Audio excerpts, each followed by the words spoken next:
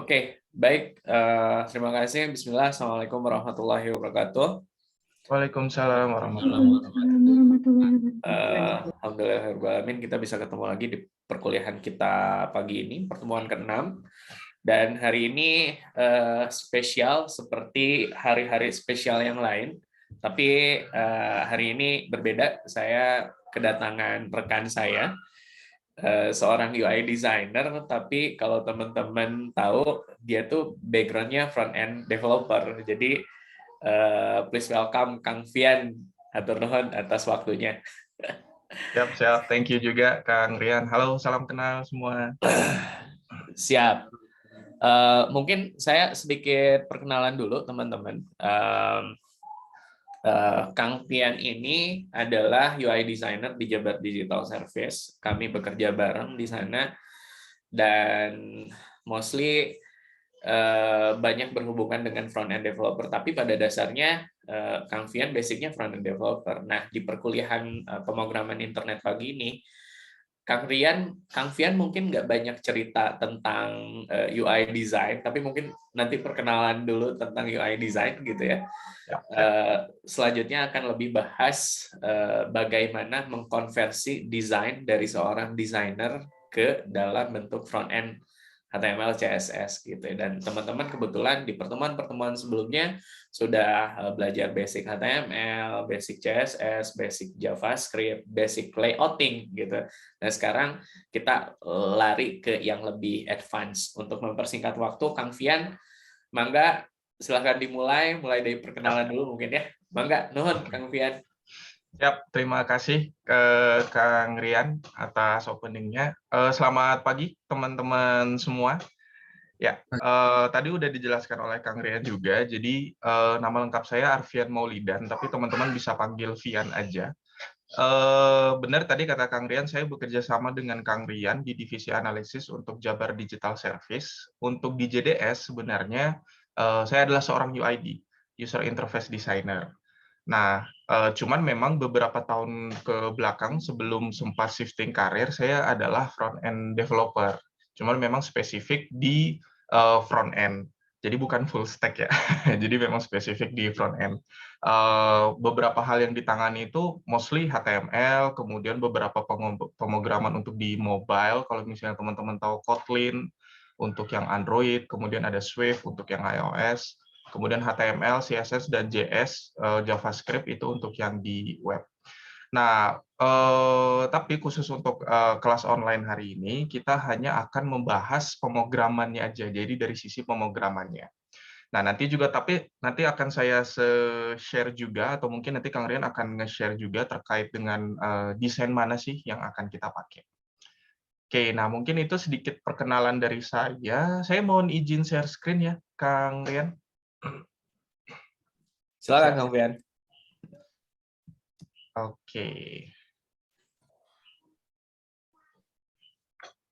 Oke, screen saya kelihatan kah, teman-teman semua?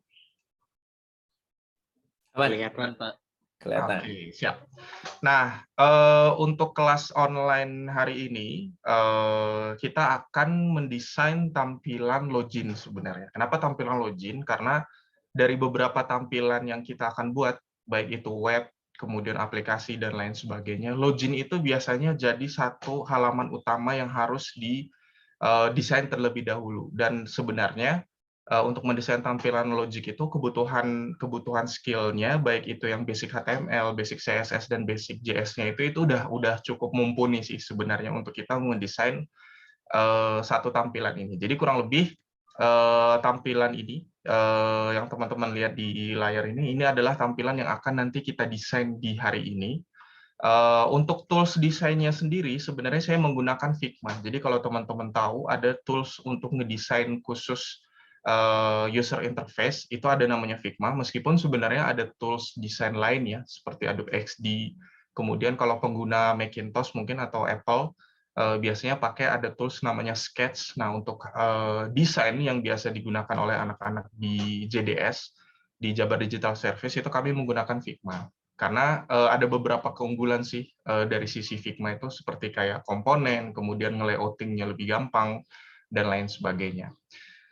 Nah, mungkin hari ini saya nggak akan mengajarkan bagaimana ngedesain tampilan ini dulu, tapi nanti mungkin teman-teman bisa cek YouTube-nya Kang Rian. Di situ ada tutorial juga gimana ngedesain tampilan, tapi bukan tampilan yang ini, mungkin agak sedikit berbeda. Tampilan yang sekarang ini untuk login yang ini saya pilih khusus untuk biar teman-teman lebih mudah memahami nanti ketika kita mentranslasi si desain ini ke pemrograman. Oke. Nah, kalau teman-teman seorang desainer, biasanya itu komunikasi dengan developernya itu terjadi terus-menerus. Artinya iterasinya selalu terjadi. Jadi nggak mesti bahwa ketika teman-teman udah selesai ngedesain, ketika desainnya dikasih ke developer, terus itu udah gitu. Nah, bahasa komunikasi antara desainer dan developer, itu kita kalau di JDS nyebutnya developer handoff. Nah, developer handoff itu apa? Developer handoff itu nanti sekali lagi teman-teman bisa akses Figma-nya. Nanti di sini di page-nya itu teman-teman bisa lihat ada halaman yang namanya design token dan developer handoff.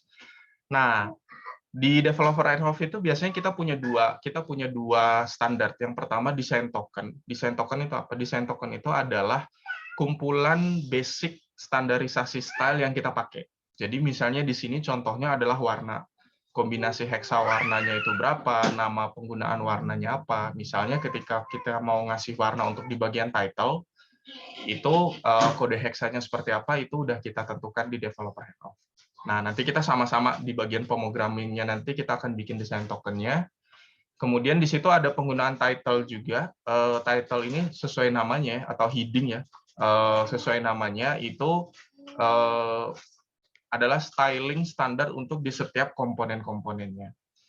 Nah, kemudian kalau kita bicara komponen, komponen di sini itu ada contohnya misalnya input, kemudian ada button, kemudian kalau misalnya teman-teman udah mengenal HTML, di situ ada beberapa semantik yang udah di set sama HTML ya, kayak misalnya nav, navigation bar dan lain sebagainya. Cuman memang kalau dari sisi HTML-nya sendiri stylingnya masih standar banget. Nah, hari ini kita akan belajar gimana caranya ngebuatin masing-masing komponen seperti ini. Nah, di developer handoff juga biasanya di desain kita ngejelasin ke developernya, kalau teman-teman lihat di sini ada 8, 14, 14, dan lain sebagainya. Ini adalah jarak antar komponen. Jadi, biasanya tugas desainer itu adalah memvalidasi apakah yang programmer buat itu desainnya udah sesuai dengan apa yang ada di Figma. Nah, gimana untuk memvalidasinya? Kita pakai developer handoff ini. Kita kasih tahu bahwa untuk komponen input misalnya itu nanti akan ada label, kemudian ada tempat untuk inputnya, jarak antar label dengan inputnya ada 8 pixel di sini, makanya kenapa saya pakai angka 8. Kemudian ada margin padding untuk dari setiap inputnya itu ada di sini. Nah, ini kemudian kalau untuk yang button cukup sederhana sebenarnya. Nanti kita juga akan melangkah untuk membuat ini. Di situ ada padding-nya juga. Kita menggunakan padding 14, border radius, dan lain sebagainya. Kemudian ada juga developer handoff yang khusus untuk satu halaman. Jadi biasanya dalam satu halaman itu kan terdiri dari beberapa komponen. Biasanya untuk membentuk satu halaman itu komponen-komponen itu disusun, dibentuk sedemikian rupa sehingga membentuk satu desain yang utuh. Nah, di dalam halaman ini pun juga sebenarnya ada developer handoff-nya. Kenapa? Karena biasanya developer perlu tahu nih, contohnya misalnya di sini kan ada shadow. Berapa shadow yang dipakai itu juga dijelaskan. Kemudian jarak antar elemen yang ada di dalam page ini pun juga dijelaskan. Lebarnya berapa, jarak antar komponen title dan komponen inputnya itu berapa, itu juga nanti kita sama-sama akan ngedesain tampilan ini dari scratch dengan kemampuan basic dari teman-teman. Oke, mungkin itu sedikit pengenalan terkait dengan tampilan di Figma-nya ya. Nanti sekali lagi teman-teman bisa langsung akses Figma-nya. Oh ya, sama satu lagi, sebelum kita mulai coding, jadi di sini saya udah nyediain repository khusus buat teman-teman. Jadi nanti teman-teman bisa akses halaman ini. Di Figma-nya juga udah saya taruh di bagian introduction. Jadi nanti teman-teman bisa akses halaman Figma yang tadi udah di-share oleh Kang Rian, nanti masuk ke page introduction. Contohnya seperti ini. Kalau misalnya teman-teman masuk ke halamannya,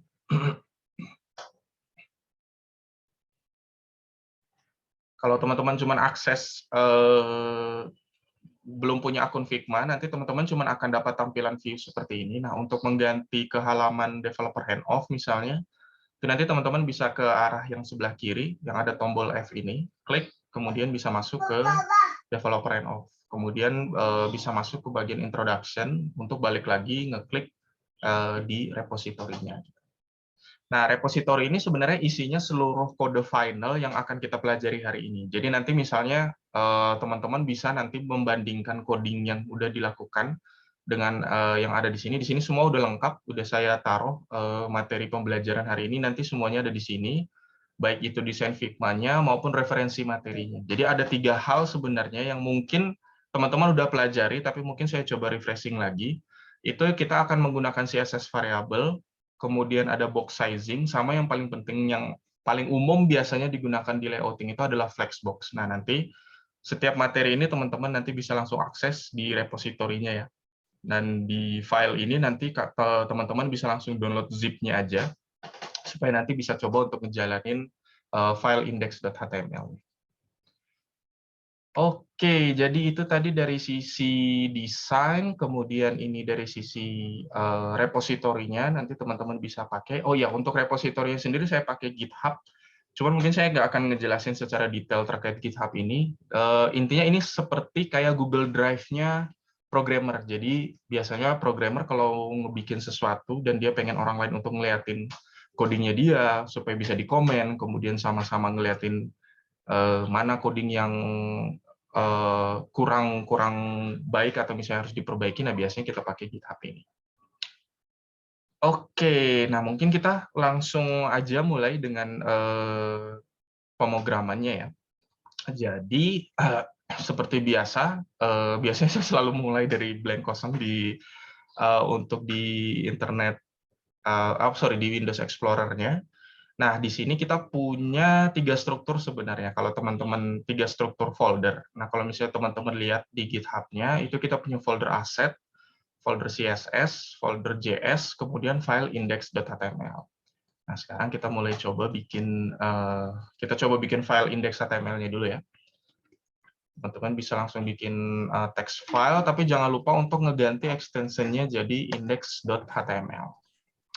Seperti ini, kemudian kita bikin folder baru, namanya folder assets. Nah, folder asset ini biasanya dipakai, itu isinya bisa bermacam-macam ya. Cuman untuk hari ini, kita akan pakai folder asset ini untuk menyimpan fonts. Jadi kita nanti akan pakai font khusus, kemudian di sini juga akan kita taruh image, seperti itu. Kemudian ini folder asset.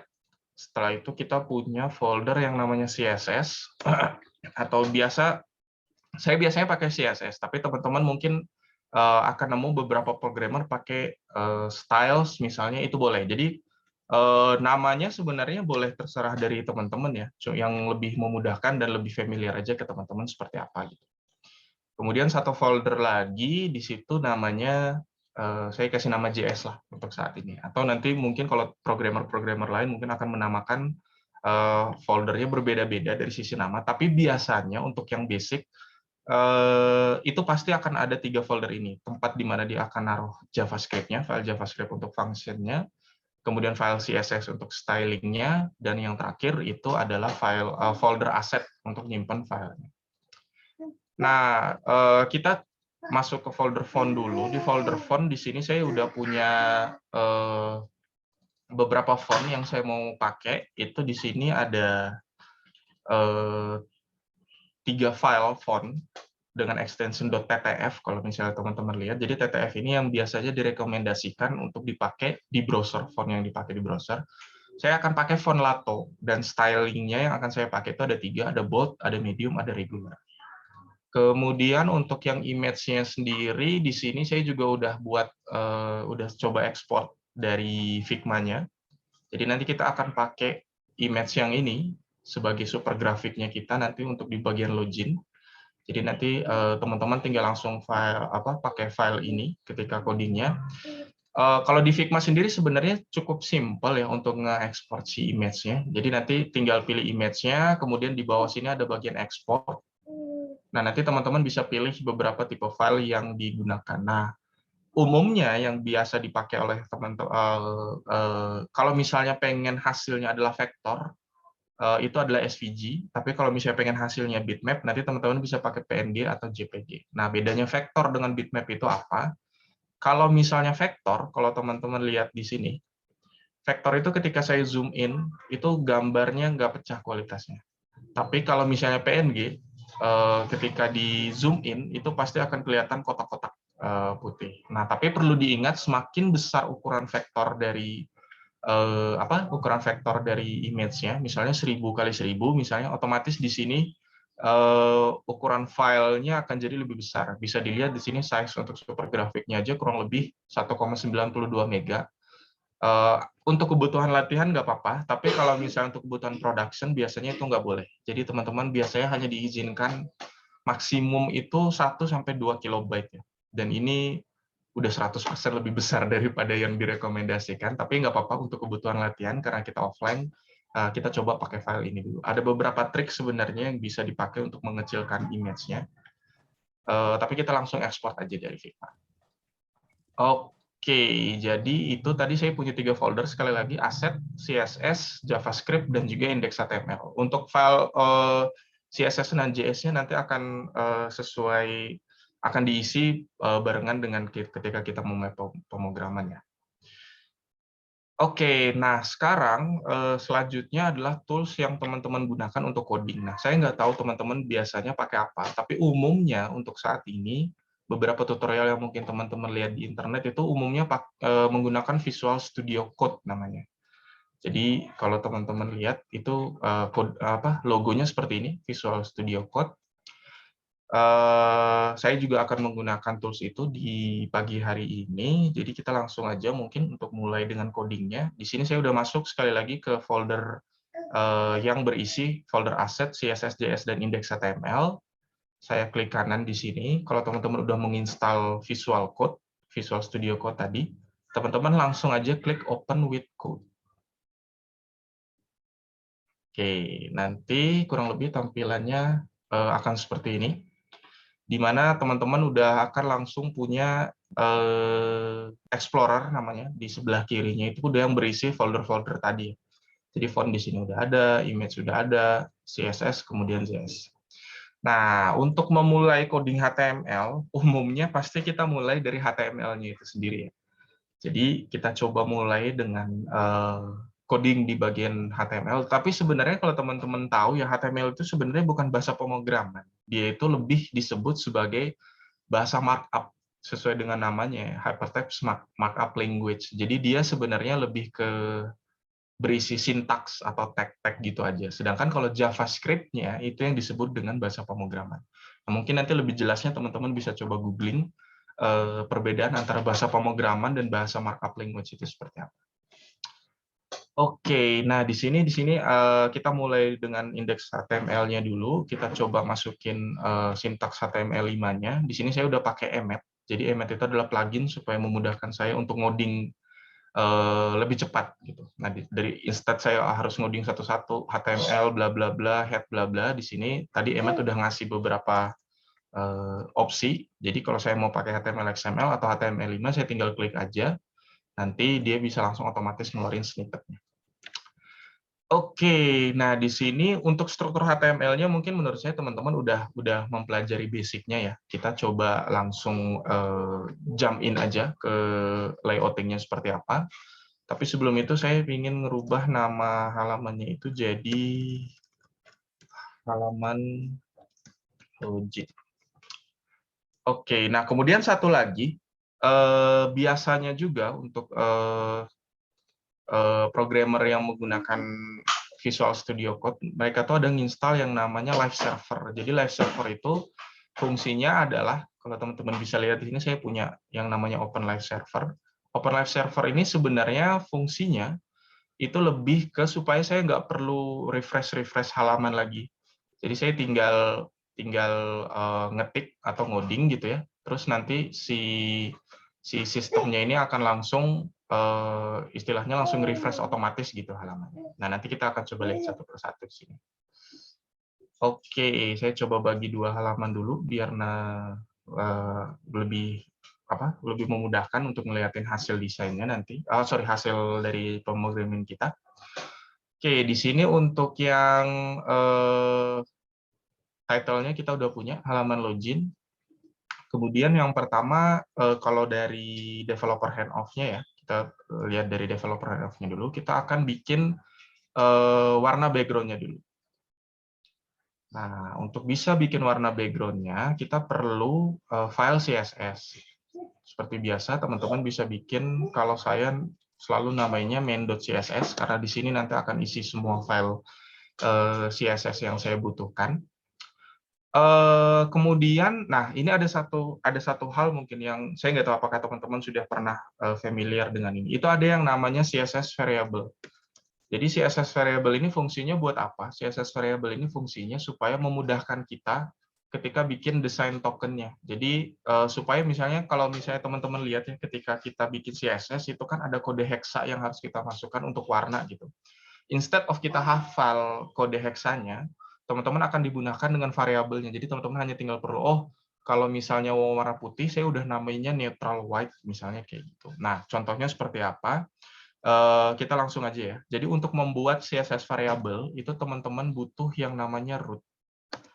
Nah, root ini di sini nanti teman-teman akan diminta untuk memasukkan beberapa variabel. Nah, cara nulis variabelnya itu kita pakai dash 2 kali. Kemudian baru nama variabelnya. Di sini contohnya misalnya saya mau namain desain token yang pertama ya. Desain token yang pertama itu adalah application background. Nah, di CSS-nya saya namain application background, kemudian kode heksanya saya copy. Di sini kode heksa yang saya pakai adalah E4F0FD. Saya paste di sini. Nah, cara mengaksesnya, teman-teman nanti bisa langsung akses, misalnya kita mau berubah warna background body ya. Itu nanti kita pakai background color. Cara mengaksesnya, teman-teman cukup ketik var. Nanti kalau pakai Visual Studio Code biasanya di sini udah langsung muncul tooltip pembantunya. Teman-teman tinggal klik var-nya. Nah, di sini langsung ada pilihan application background. Jadi teman-teman nggak perlu hafal si warnanya, cukup nama variabelnya aja. Nah, ketika teman-teman udah nge-akses application background otomatis nanti teman-teman bisa lihat di sini si background-nya nanti akan berubah. Kita belum coba masukin CSS. Nah, untuk masukin CSS-nya, teman-teman bisa masuk di tag head. Kemudian di dalam tag head itu, kalau misalnya tadi ya teman-teman pakai emmet, itu biasanya cukup ketik link, kemudian pilih CSS, snippet-nya nanti akan muncul. Nah, teman-teman tinggal pilih filenya. Di sini saya ngeletakin filenya itu ada di folder CSS. Nama filenya main.css. Ketika saya save, nah teman-teman bisa lihat di sini warnanya udah langsung berubah tanpa saya harus nge-refresh halamannya. Jadi itu fungsinya tadi yang live server.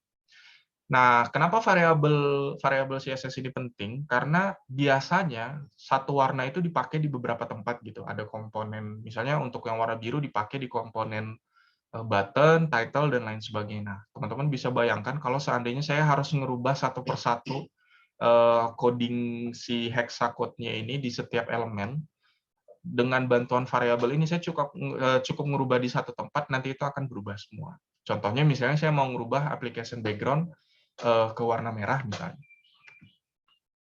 Sorry, di sini red. Nah, itu otomatis warna background saya akan berubah. Jadi seperti itu. Nah, ini adalah fungsi untuk membuat variabel CSS variabel namanya.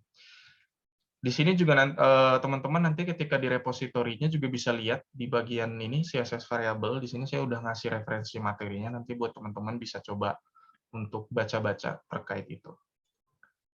Oke, kemudian kita lanjutkan dengan desain token yang lain ya. Kita lihat di sini kita punya warna putih, warna netral. Kita juga kasih di sini warna netral. Kita kasih neutral white. Neutral white. Sini teman-teman bisa masukin variabelnya. Kemudian desain token berikutnya kita punya text color. Di sini teman-teman langsung masukin aja teks. Sekali lagi untuk nama variabelnya itu terserah teman-teman ya. Teman-teman sangat diperbolehkan sekali untuk menggunakan nama variabel asalkan itu mudah dimengerti oleh programmer lainnya juga gitu. Jadi misalnya kayak saya kasih nama text title misalnya kayak gitu. Oke, kemudian di sini kita punya 1, 2, 3, 4. Untuk mempersingkat waktu, mungkin saya coba langsung copy aja untuk teks yang lain. Di sini saya udah masukin text label, text link, helper, dan placeholder. Kodenya udah sesuai juga dengan desain token. Kemudian untuk yang input color-nya pun seperti itu. Di sini saya punya beberapa warna untuk inputnya. Ada input background nonaktif, itu kodenya EDF2F7, bisa dilihat di sini. Ada background nonaktif, background aktif, stroke nonaktif, sama stroke aktif. Karena kalau misalnya teman-teman lihat di desainnya kita, nanti kita akan bikin tampilan input seperti ini, di mana kondisi background nonaktifnya akan seperti yang di atas, yang aktifnya akan seperti yang ada di bawah. Nah itu warna stroke dan warna background-nya kalau teman-teman perhatikan itu berbeda, sehingga saya ngebuatin variabelnya juga berbeda. Gitu. Terakhir, kita punya button ya. Jadi button di sini kita ada punya 3 kondisi button, itu ada normal, ada hover, kemudian ada klik. Jadi kondisi normal warnanya seperti ini, ketika mouse ada di atas buttonnya warnanya seperti ini, kemudian ketika button itu diklik, warnanya akan seperti ini. Oke, di sini desain token kita udah punya, udah lengkap sesuai dengan yang ada di developer handoff-nya. Selanjutnya yang kita butuhkan adalah font. Nah, kalau teman-teman lihat di sini saya punya font khusus yang saya pakai yaitu Lato.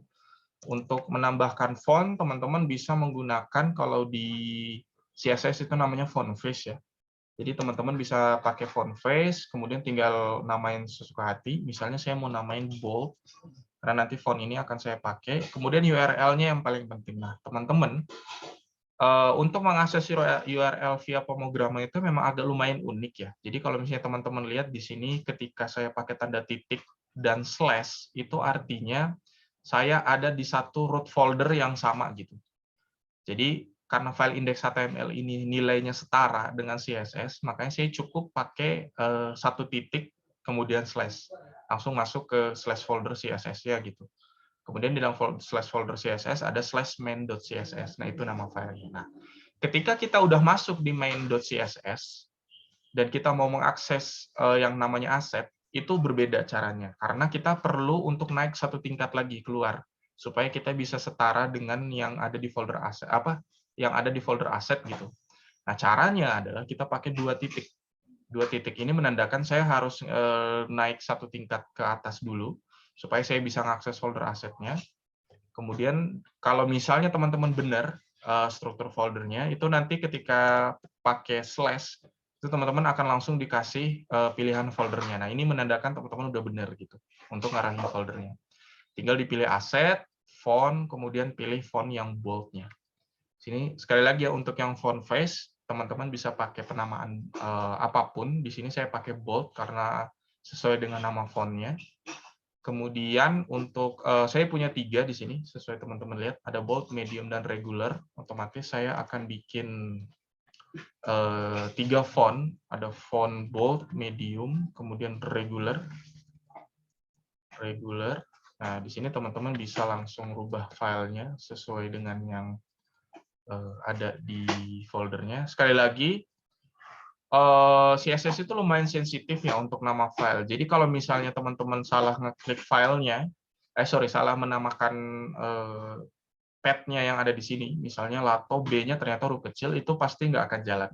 Jadi perhatikan pertama dari struktur foldernya, teman-teman udah mengakses folder yang benar. Kemudian jangan lupa font-nya itu nama filenya itu benar-benar huruf besar kecilnya diperhatikan.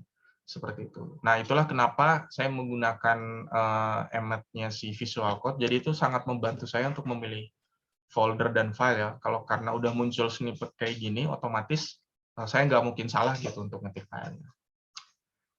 Oke, desain tokennya udah, untuk color-nya udah, font-nya juga udah. Nah, sekarang kita akan the real deal-nya nih dengan si ngelayouting si halaman login-nya ya.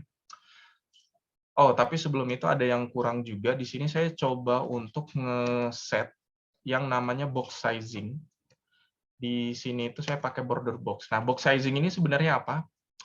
Saya juga udah masukin materinya di GitHub-nya, nanti teman-teman bisa langsung coba lihat box sizing. Jadi sebenarnya kalau simpelnya box sizing itu mengatur supaya setiap elemennya itu lebar dan tingginya itu yang diukur adalah titiknya itu dari lebarnya itu margin dan paddingnya pun dihitung gitu.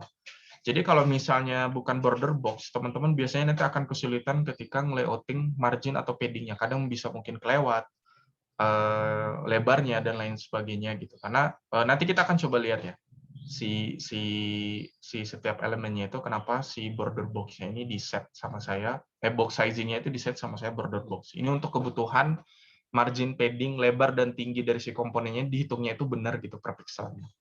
Simpelnya kayak gitu, tapi ada penjelasan lebih detailnya nanti di link yang saya set tadi di GitHub. Kemudian di sini saya set agar semua elemen ketika saya bikin itu default-nya margin-nya 0, kemudian padding-nya juga 0. Oke, sudah. Kemudian di sini body untuk background-nya juga udah saya set ke warna application background. Nah, kalau dari developer handoff-nya, bagian pertama yang harus kita bikin itu adalah kontainer yang gedenya ini. Saya akan sebut si bagian ini itu namanya pet container. Seperti biasa, kita masuk ke bagian body. Jadi teman-teman, seperti kita coba refresh yang HTML-nya sedikit ya. Jadi semua elemen yang teman-teman mau tempatkan yang akan ditampilkan ke browser itu semuanya diletakkan di dalam body. Jadi entah itu huruf, entah itu nanti kotak dan lain sebagainya, itu semuanya harus diletakkan di dalam body. Karena body ini nanti yang akan ke-render ke browsernya. Seperti itu. Nah, ini sekarang kita coba lihat. Contohnya saya ketik konten misalnya kayak gitu. Ketika saya save, otomatis di sini teman-teman bisa lihat konten udah langsung masuk ke bagian si body-nya. Nah, tapi kalau teman-teman lihat ya, di sini kan kontennya itu posisinya adanya di ujung kiri atas ya. Sedangkan kalau di dalam desainnya, kontainernya itu harus ada di tengah-tengah. Nah, gimana cara bikin kontennya supaya ada di tengah? Itu kalau di CSS, teman-teman nanti akan ketemu yang namanya flexbox. Sekali lagi, flexbox juga itu referensi materinya udah ada di GitHub. Kita akan langsung aja ngegunainnya. Di sini teman-teman cukup pakai display flex. Otomatis akan ngeset body yang teman-teman punya ini jadi flexbox namanya. Kemudian untuk membuat semua elemen yang ada di dalam body itu jadi center, ada 3 variabel CSS yang teman-teman harus set. Yang pertama itu namanya justify content. Justify content-nya itu pilihannya ada beberapa kayak flex end, flex start, dan lain sebagainya. Teman-teman bisa lihat. Tapi kali ini kita akan menggunakan center. Ketika kita save, teman-teman di sini akan lihat kontennya udah langsung berubah ya. Kalau misalnya kita set ke flex end, otomatis dia langsung akan ada di belakang. Nah, jadi itulah keunggulan menggunakan flexbox. Jadi dengan mengaktifkan body ini sebagai flexbox dengan pakai display flex, teman-teman udah langsung bisa ngeset justify kontennya. Nah, justify content ini center secara horizontalnya, sedangkan kalau gimana kalau kita mau ngeset secara vertikalnya. Nah, caranya pakai lagi yang namanya align item center dan align content center. Di sini kita coba save.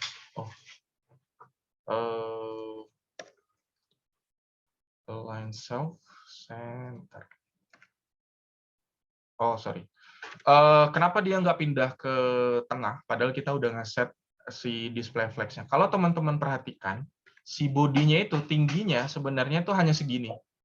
Jadi untuk bisa bikin si bodinya itu ngelebar sampai ke bawah sesuai dengan viewport browsernya saya, kita perlu ngeset height dari si bodinya.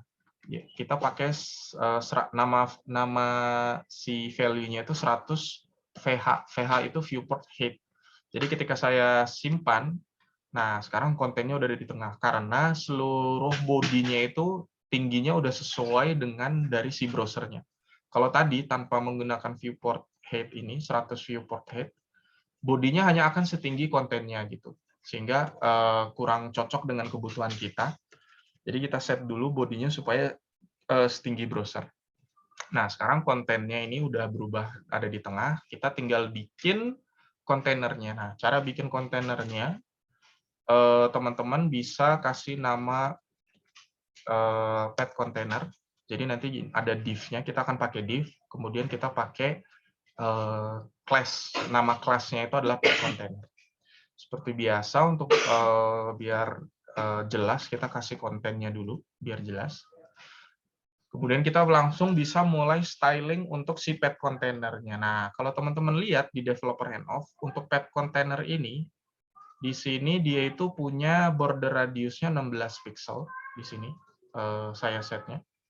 Kemudian background-nya warnanya putih. Setelah itu dia punya box shadow, atau dia punya shadow di bawahnya. Nah, kita akan coba bikin itu. Pertama, seperti biasa, nama kelasnya kita bikin dulu, pet container di file.css-nya.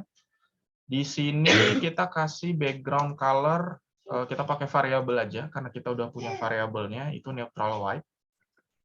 Nah, di sini kalau teman-teman lihat, kontennya kita udah punya background warna putih. Kemudian kita kasih border radiusnya 16 pixel, sesuai dengan yang ada di developer handoff-nya. Teman-teman lihat, kalau 16 pixel dia akan melengkung seperti ini. Setelah itu, tentunya kita perlu pakai flexbox ya. Jadi nanti kita akan set si pet container ini sebagai flexbox. Lalu kalau teman-teman perhatikan juga di developer handoff-nya, si pet container kita itu lebarnya adalah 930 pixel di sini. Nah, kita akan set lebar dari si flexbox kita seperti itu. Width-nya kita set 930 pixel. Otomatis kontennya akan seperti ini. Tapi karena kita akan ngedesain yang sebelah kanannya dulu, kita akan coba ngambil ukuran lebarnya yang 465. Kita coba ya. Untuk sementara pakai yang 465 pixel, biar lebih memudahkan kita ngedesain yang sebelah kanannya. Nah, ini teman-teman bisa lihat, lebarnya 465 pixel, display-nya flex, kemudian, sama satu lagi, box shadow. Kita akan menambahkan box shadow-nya. Di sini juga di developer handoff-nya udah saya kasih pengaturan CSS-nya seperti apa. Nanti terkait dengan detail penggunaan box shadow-nya juga teman-teman bisa cari referensinya untuk penggunaan box shadow-nya. Nah, ini ketika kita save, teman-teman bisa lihat shadow-nya udah masuk. Kemudian kontennya kita juga udah berwarna putih ya, background-nya. Dan kontennya ada di kontennya masih berupa teks biasa. Oke, selanjutnya balik lagi ke developer handoff, kita lihat di sini di developer handoff untuk yang area sebelah kanan itu kita punya satu kontainer yang lebarnya 325 pixel. Jadi area sebelah kanannya itu kontainernya 465, tapi di dalam kontainer itu ada kontainer lagi yang lebarnya 325 pixel. Nah, otomatis kita perlu ngebuatin kontainer itu. Nah, kontainer itu mungkin kita cukup namainnya, pertama kita namain dulu konten area. Sorry. Pakai div, kemudian dot content area. Oke, kita punya dua konten area di sini, konten area yang sebelah kiri sama konten area yang sebelah kanan. Nah, kita akan bikin konten area yang ada di sebelah kanan terlebih dahulu ya. Jadi tadi pet container udah benar, kemudian kita akan bikin konten area. Nah, kenapa harus kayak gini? Kita coba balik dulu sedikit ke pet container ya. Misalnya kita namain ini area sebelah kanan, kemudian yang satunya lagi itu adalah area sebelah kiri. Ini untuk ini kita balikin dulu ke 930 pixel. Nah, kalau teman-teman lihat di sini, itu saya punya area sebelah kanan dan sebelah kiri kayak gini ya. Nah, itu sebenarnya udah sesuai dengan desainnya kita, karena kita punya area sebelah kanan dan sebelah kiri yang secara yang disusun secara row gitu ya, ke kiri dan ke kanan. Makanya kenapa kita perlu untuk ngeset si display flex-nya ini ada yang namanya flex direction. flex direction row. Nah, mungkin saat ini belum kelihatan, tapi nanti kita akan pelan-pelan ke situ. Jadi kita akan ngeset supaya pad yang area sebelah kanan dan sebelah kirinya itu ditumpuk secara horizontal, bukan vertikal. Jadi ada sebelah kiri dan ada sebelah kanan. Sehingga ketika saya masukin konten kanan misalnya, itu semuanya ada di kanan. Kemudian untuk konten yang sebelah kiri, nanti semuanya ada di kiri. Jadi konten sebelah kiri dan konten yang akan ada di sebelah kanan. Oke. Terus sama satu lagi, kalau misalnya teman-teman lihat, kalau dari developer handoff-nya, area sebelah kiri dan sebelah kanan itu sama besarnya, dengan lebar 465 pixel. Nah, di sini juga saya perlu ngeset di bagian konten area, teman-teman bisa lihat, supaya bisa saya set lebarnya sama besar, otomatis class konten area ini harus saya kasih flexbox juga. Jadi kita kasih flex, kemudian di sini kita kasih width-nya, itu adalah 465 pixel. Nah, nanti teman-teman bisa lihat di sini, kalau saya gedein, teman-teman lihat bahwa di sini ada konten sebelah kanan dan konten sebelah kiri, itu keduanya dipisahkan oleh area yang sama besar. Kalau misalnya teman-teman tidak percaya, bisa pakai border solid 1 pixel red di sini. Nah, ini teman-teman bisa lihat area kiri dan area kanannya itu udah terbagi sama besar. Jadi nanti kita akan mulai dulu dengan yang area sebelah kanannya, sorry. Ini terbalik berarti di saya. Ini konten kanan. Ini yang kiri. Oke, seperti ini. Jadi area yang sebelah kanan dan area sebelah kirinya itu udah terbagi sama besar sesuai dengan yang di developer handoff-nya. Seperti itu. Sejauh ini kita udah benar. Untuk konten areanya juga kita udah set display flex-nya udah benar juga. Dan kalau misalnya teman-teman lihat untuk yang konten area ini, si bagian area kanannya ini yang dengan lebar 325 pixel, kontainernya itu benar-benar ada di tengah-tengahnya si area sebelah kanan. Sehingga otomatis kita perlu ngeset konten areanya juga untuk justify content center, kemudian align itemnya center, dan juga align kontennya ke center. Saat ini memang belum terlihat karena kita belum memasukkan belum memasukkan si beberapa komponen-komponennya. Tapi nanti pasti kita akan run terus satu persatu ke arah sana ya. Kita coba nonaktifkan dulu untuk bagian yang sebelah kiri karena kita akan fokus membuat area yang sebelah kanan, which is itu area yang ini. Masuk ke akun. Di sini teman-teman lihat masuk ke akun, input, dan button ini itu semuanya ada di dalam satu kontainer ya. Sehingga saya perlu bikin kontainer baru lagi di dalam sini, itu saya namakan area kanan misalnya. Oke, nah di dalam area kanan ini, saya akan memasukkan, sebentar, area kanan. Di dalam area kanan ini, saya akan memasukkan satu title ya. Satu title itu dengan namanya, nama kelasnya text title. Di sini masuk akun. Nah, kalau teman-teman lihat di sini ada title masuk akun. Kita punya di kontainer area kanan seperti biasa, kita kasih display flex dulu. Display flex, kemudian sama justify content center, align item center, dan align kontennya juga center. Otomatis di sini ada di tengah. Kemudian kita akan nge-styling si ini ya, tulisan masuk akunnya biar sesuai dengan yang ada di developer handoff-nya.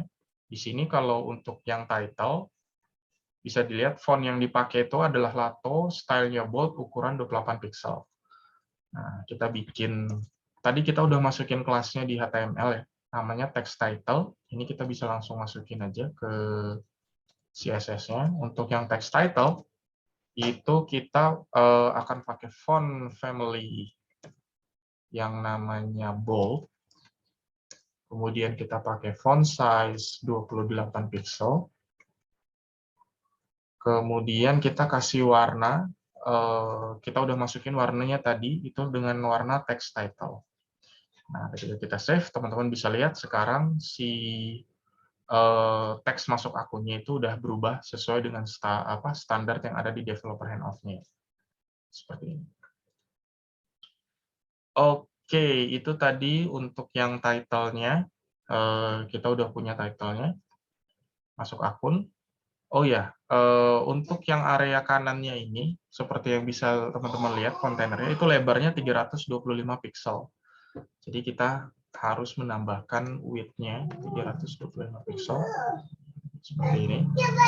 Nah, langkah selanjutnya, kalau misalnya teman-teman perhatikan, untuk membuktikan apakah ini benar 325 pixel nggak, teman-teman bisa langsung cek pakai border aja sementara untuk ngeliatin. Nah, di sini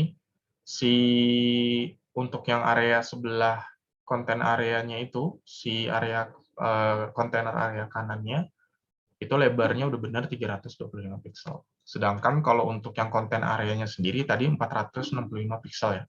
Sesuai dengan desain yang ada di sini, 465 untuk lebar yang di sininya, 325 untuk area yang di dalamnya. Oke, sekarang kita udah punya title. Selanjutnya kita akan bikin area inputnya, email dan juga input. Di sini, seperti biasa, kita akan bikin HTML-nya dulu. Di title kita udah punya. Kita bikin kontainer, di mana kontainernya itu saya pengen namainnya input. Jadi saya ketik div.input. Nah, di dalam kontainer input ini, itu di situ ada label yang saya kasih nama kelasnya text label, yang nanti di sini akan isi teksnya misalnya email, kayak yang ini ya, di desainnya. Ada email, kemudian ini coba saya save dulu. Nah, teman-teman bisa lihat, masukkan ada email, kemudian di bawahnya itu saya pengen kasih komponen input. Jadi komponen input ini ada placeholder namanya, masukkan alamat email. Oke, untuk sementara seperti itu dulu. Nah, teman-teman bisa lihat di sini untuk flexbox-nya sendiri ternyata kita belum ngeset ke kolom ya, untuk yang konten areanya, sehingga title dan inputnya adanya secara row. Maka dari itu kita perlu ngeset si area kanannya. Selain display flex, kita perlu yang namanya flex direction ke kolom. Nah, ketika kita set kolom, otomatis sekarang title dan juga inputnya akan ada di bawah.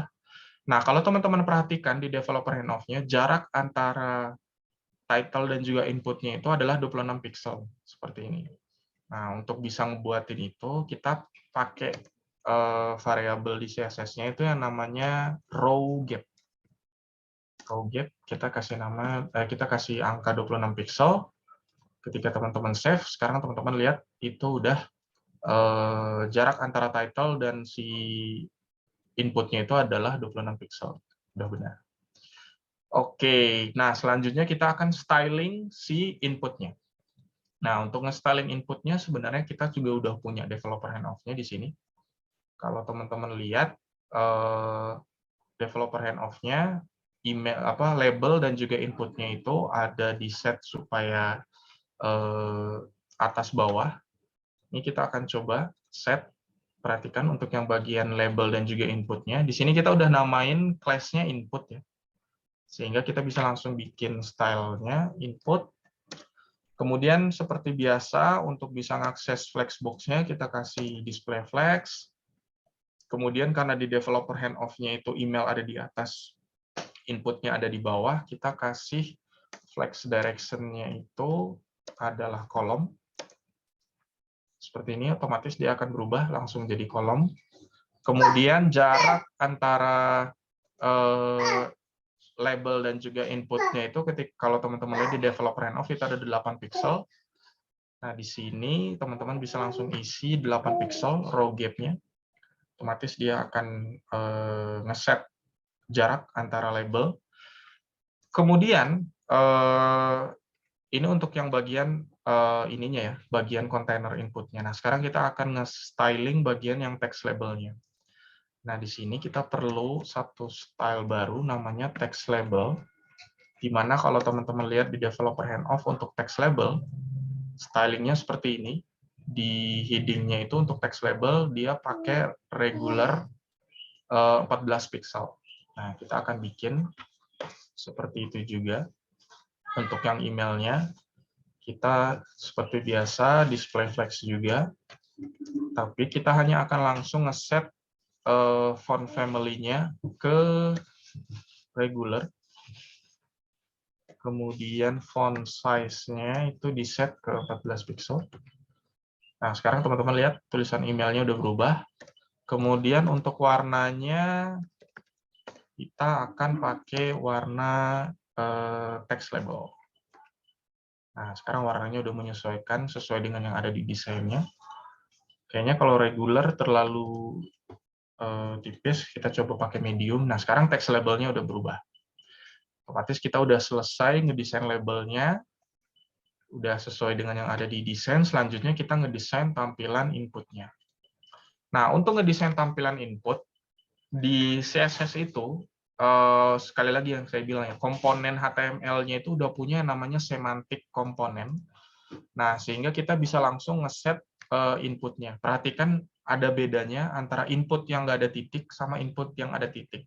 Input yang ada titik ini itu menandakan kelas yang ada di sini ya, nama kelasnya. Jadi saya ngedesain satu kelas ini. Sedangkan input yang nggak ada titiknya ini, itu saya benar-benar ngedesainin si komponen inputnya HTML gitu. Jadi di situ bedanya. Sama seperti kayak yang di body ini kan udah semantik HTML-nya, jadi saya langsung ngedesain si body-nya secara keseluruhan. Seperti itu. Jadi itu bedanya. Nah, kalau untuk input, sesuai dengan developer handoff-nya di sini kalau teman-teman lihat, itu ada jarak padding 14 pixel untuk yang atas bawah kiri kanannya. Nah, untuk inputnya kita langsung set aja, kita pakai display flex dulu seperti biasa, kemudian kita set padding-nya 14 pixel.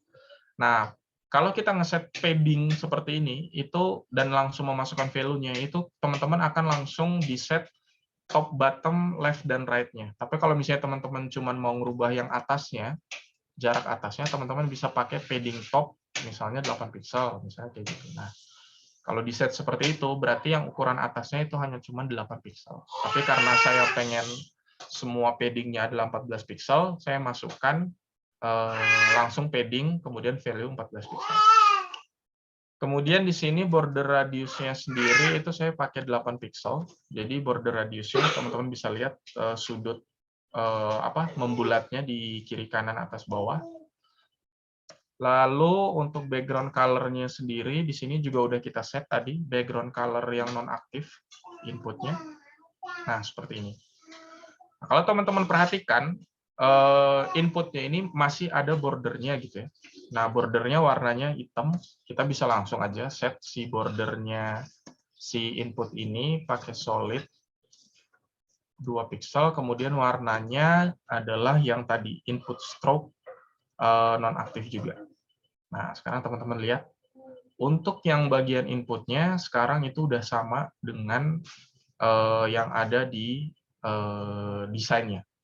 Untuk kondisi input yang nonaktif. Oh iya, kemudian satu lagi, kalau teman-teman perhatikan di sini itu tulisan masukan emailnya itu pakai warna yang berbeda, sedangkan warna kita itu masih terlalu terang. Untuk input, itu untuk nge-setting placeholder-nya itu bisa pakai pseudocode namanya placeholder. Di sini teman-teman bisa langsung aja set color-nya ke variabel yang placeholder. Text placeholder.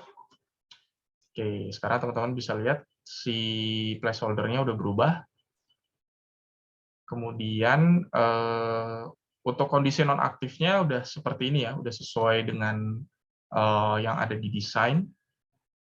Kemudian tadi oh ya kita lupa ngeset font size untuk di inputnya itu adalah 15 pixel. Oke. Sekarang kita udah punya inputnya, kemudian oh ya jangan lupa untuk ngeset supaya dia 100% lebarnya sebesar 325 pixel. biar full ke kiri dan ke kanan. Nah, sekarang kalau teman-teman perhatikan, untuk yang inputnya email ini, di sini ketika ada kursor di dalam inputnya, itu teman-teman akan lihat ada perubahan warna background-nya dan juga stroke-nya. Nah, itu gimana caranya kita buatnya? Di input itu ada namanya fokus. Jadi fokus ini adalah kondisi ketika kursornya si user itu ada di dalam si inputnya kayak gini. Jadi sekarang kondisinya kayak gini, ketika saya ngeklik di dalam inputnya, saya pengen warna background-nya berubah jadi warna putih, kemudian border-nya adalah warna biru. Nah, di sini kita pakai pseudocode-nya CSS namanya fokus. Jadi kita set inputnya, ketika fokus warna background-nya itu adalah yang BG aktif tadi warnanya putih. Kemudian stroke-nya kita set solid juga 2 pixel dengan warnanya stroke yang aktif. Nah, sekarang kalau kita save, perhatikan kalau misalnya kita arahkan mouse-nya ke dalam si input, nah otomatis dia akan berubah. Oh, oke. Ini kenapa warna hitam? Karena kita lupa mematikan yang namanya outline style. Jadi outline style itu sebenarnya bawaan dari HTML. Kita harus matikan dulu outline style-nya supaya bordernya kita ini bisa terlihat. Nah, sekarang kalau perhatikan teman-teman, kalau misalnya saya arahkan mouse ke dalam inputnya, nah otomatis sekarang si inputnya itu udah berubah. Background-nya dan juga stroke-nya itu udah berubah. Nah, kalau teman-teman lihat juga di sini itu perubahannya sangat terlalu instan. Kalau misalnya teman-teman pengen bikin transition-nya, teman-teman bisa nambahin transition. Boleh pakai all, kemudian isi in out 175 milisecond aja biar lebih halus perubahannya.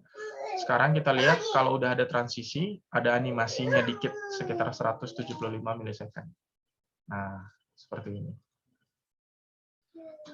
Oke, otomatis sekarang untuk input sebenarnya teman-teman udah selesai untuk ngedesain inputnya. Mungkin kita tinggal copy paste aja si yang bagian inputnya ini untuk bikin passwordnya. Sini teman-teman bisa bikin kata sandi, nambahin satu input kata sandi. Ini tadi email, di sini masukkan kata sandi. Emailnya kita hapus. Kemudian untuk type dari si inputnya itu adalah password. Jadi kalau nanti kita lihat bedanya. Nah, di sini kita udah punya 2 input ya, email dan kata sandi. Kalau misalnya email, kita ketik teks biasa, dia akan masukin di sini. Email seperti biasa. Sedangkan kalau kata sandi, ketika kita ketik, itu dia akan memunculkan titik-titik ini dan juga kayak mata otomatis dari Windows-nya gitu, karena dia tipenya password. Seperti itu. Nah, jadi kita sudah punya dua input di sini, ada email dan kata sandi. Nah, kemudian ada satu lagi sebenarnya, ketika teman-teman masukin value di sini, itu ketika teman-teman klik di area luar, otomatis background-nya akan berubah lagi. Nah, itu saya nggak pengen kayak gitu. Saya pengen supaya si inputnya ketika sudah ada value-nya, itu background-nya berubah jadi warna putih.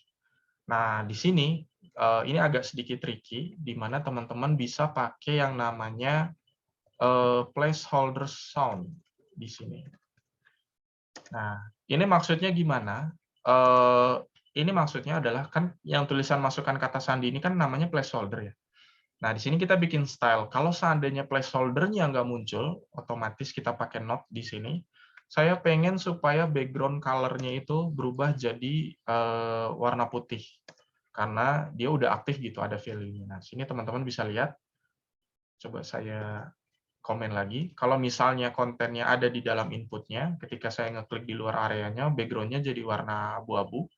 Tapi kalau misalnya saya udah ngeset supaya kalau udah ada value-nya, background-nya jadi warna putih, otomatis dia akan seperti ini. Background-nya udah langsung berubah warna putih. Begitupun juga nanti di kata sandinya, ketika udah masukin kata sandi, ketika saya ngeklik area di luarnya, sekarang background-nya udah berubah jadi warna putih. Oke, nah kurang lebih untuk yang input-nya kita udah selesai. Kita coba cek developer handoff-nya dulu, apakah sudah sama. Oh ya, di sini ada tombol lupa kata sandi ya. Kita coba tambahin di sini lupa kata sandi. Ini cukup span aja, kita kasih nama text forgot. Sini ada lupa kata sandi. Stylenya, oke, jadi ada teks lupa kata sandi di bawah. Untuk text forgot-nya, kita kasih style di sini. Itu udah ada di developer handoff-nya juga untuk yang text forgot. Di sini itu pakai Lato, stylenya bold 14 pixel. Kita masukkan font family-nya bold, kemudian font size-nya 14 pixel. Warnanya kita pakai text link. Di situ juga kita udah masukin tadi di variabelnya. Kita namain text link di variabel yang di atas ini. Kita coba save. Coba kita lihat. Text forgot. Oh, kita salah ketik di sini. Text forgot. Oke, otomatis sekarang yang teks lupa kata sandinya itu udah sesuai dengan yang didesain. Kemudian satu lagi, kalau misalnya ini kita ingin merubah dia jadi button, otomatis kan kursornya, kalau saat ini kursornya masih berupa kursor teks ya. Kita pengen supaya kursornya ini berubah jadi pointer, kita set text forgot-nya di sini supaya kursornya itu berubah jadi pointer. Nah, jadi nanti ketika si user ngarahin ke tulisan lupa kata sandi, dia akan berubah jadi kayak tangan gitu yang menunjukkan oh ini sebenarnya bisa diklik. Oke. Kemudian kita coba cek lagi developer handoff-nya. Berarti tinggal satu komponen lagi yaitu button. Sekarang kita tinggal ngebuatin button. Ini input email udah ada, input kata sandi kita udah ada. Terakhir kita bikin komponen button. Di sini saya mau namain kelasnya button. Terus teks di dalamnya itu adalah teks masuk seperti ini. Sini kita coba lihat. Kita bikin stylenya seperti biasa button, kemudian display-nya flex. Di sini kita pakai background color-nya dulu. Background color-nya itu adalah primary normal. Saya namainnya. Supaya ada background birunya di belakang ini. Yang di bagian masuk. Kemudian kalau teman-teman lihat di developer handoff-nya juga, di sini itu jarak padding-nya adalah 14 pixel. Saya close dulu yang ini. Jarak padding-nya adalah 14 pixel. Di sini padding kita set 14 pixel. Oke, ketika kita save, otomatis udah berubah. Kemudian font family yang dipakai itu adalah bold untuk yang button. Bold. Lalu color-nya adalah white. Sini kita pakai warna putih. Seperti ini. Ini untuk button-nya. Kemudian jangan lupa untuk border radius-nya. Di sini kita pakai 8 pixel, sesuai dengan yang desainnya. Lalu supaya si tombolnya ini lebarnya sama dengan yang input, kita kasih width-nya 100%. Oke, nah sekarang si button-nya lebarnya udah 100%, tapi perhatikan tulisan masuknya ternyata ada di sebelah kanan. Untuk itu kita perlu kasih justify content-nya itu center. Seperti ini.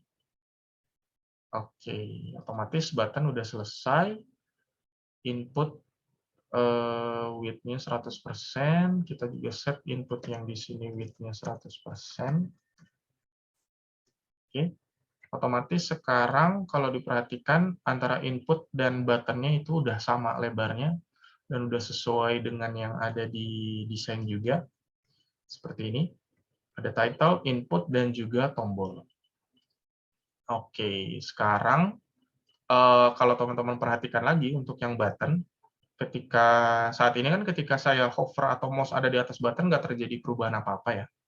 Nah, di situ kita bisa manfaatin yang namanya hover. Jadi ada pseudocode namanya hover, di mana saya bisa ngeset background color button saya ketika di hover itu menggunakan, di sini saya udah set primary hover namanya. Jadi kalau teman-teman lihat di sini, perhatikan ketika saya mouse ngarahin ke buttonnya itu berubah warnanya. Kemudian ketika saya klik pun saya pengen rubah warnanya, itu pakai pseudocode yang namanya aktif. Di sini background color yang saya set itu pakai primary color. Nah, ini ketika hover, warnanya berubah seperti ini. Ketika saya klik, perhatikan itu juga berubah warnanya. Nah, seperti biasa untuk mempercantik transisinya, kita bisa pakai transition all. Kemudian isi in out. 175 milisecond kita set di buttonnya, sehingga ketika saya hover, perubahannya itu halus. Kemudian ketika saya klik, animasinya nggak langsung instan, tapi dia lebih halus gitu perubahannya. Kemudian jangan lupa karena ini button, kita kasih kursor pointer juga. Oke, otomatis tugas kita untuk ngeset area yang sebelah kanan ini udah selesai sebenarnya. Di mana itu udah ada title, input, dan button, itu juga udah sesuai dengan desainnya. Untuk yang bagian sebelah kirinya, itu sebenarnya lebih gampang, karena kita cukup ngaktifin bagian area yang sebelah kiri ini tadi, yang tadi kita matikan. Kita komen. Nah, di mana sekarang area yang sebelah kiri ini udah ada, kemudian kita masukkan area yang sebelah kiri itu dengan image. Caranya cukup pakai tag image. Kemudian kita pakai source yang udah kita simpan, ada di asset, image, kemudian super graphic. Ketika kita save, tada, semua image-nya udah masuk ke dalam. Tapi kalau teman-teman perhatikan, kenapa yang sebelah kiri atas dan kiri bawahnya itu masih tajam, sedangkan yang sebelah kanannya itu membulat, itu karena kita belum ngeset overflow hidden-nya. Jadi kalau teman-teman ingat di pet container ini, kita perlu ngeset overflow hidden supaya si area image-nya ini masuk ke dalam kontainer. Jadi dia ngikutin bentuk dari si kontainernya gitu. Nah, ini ketika kita save, oke, otomatis image-nya udah langsung masuk ke dalam, areanya juga udah langsung di set seperti ini gitu. Jadi untuk yang image-nya tadi teman-teman bisa lihat ya, untuk yang grafisnya itu ada sudut putih di sebelah kanannya, itu tujuannya supaya dia nyatu dengan yang area di sebelah kanannya ini. Jadi tanpa harus saya coding, saya bisa langsung set di image-nya. Oke, nah otomatis sekarang kita tinggal menambahkan fungsi aja sebenarnya. Jadi tinggal satu langkah lagi, di mana kalau teman-teman lihat, di sini ada file JavaScript. Jadi saya ingin menambahkan fungsionalitas di bagian button-nya ini, agar ketika saya ngeklik button, saya coba munculin, kita bikin yang sederhana aja, kayak munculin alert, nama dari email yang saya masukkan di sini, kontennya. Nah, gimana caranya? Ini untuk yang main CSS, kita tinggalkan dulu di sini, karena kita udah selesai style untuk yang desainnya. Sekarang kita tambahkan file JS-nya.